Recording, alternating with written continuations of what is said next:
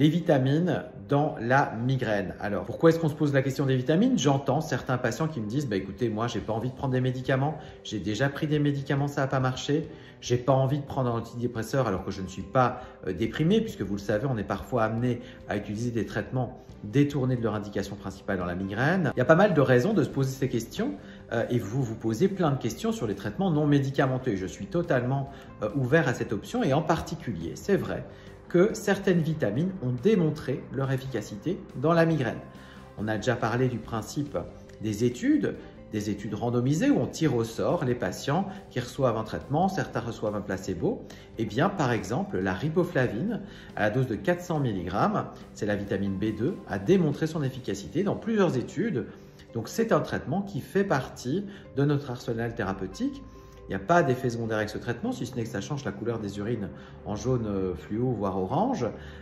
Mais c'est un traitement qui a plus de preuves que certaines molécules qu'on utilise.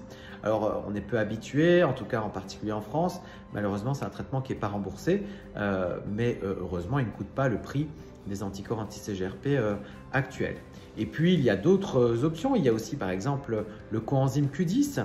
Le coenzyme Q10, ce nom, ça sonne dans votre tête puisque c'est un antioxydant qui est utilisé dans les crèmes de beauté, qui aurait aussi des vertus au niveau cardiaque. Eh bien, il a démontré qu'il avait un effet bénéfique dans la migraine. Là aussi, des études où certains patients recevaient du placebo, d'autres patients recevaient du coenzyme Q10.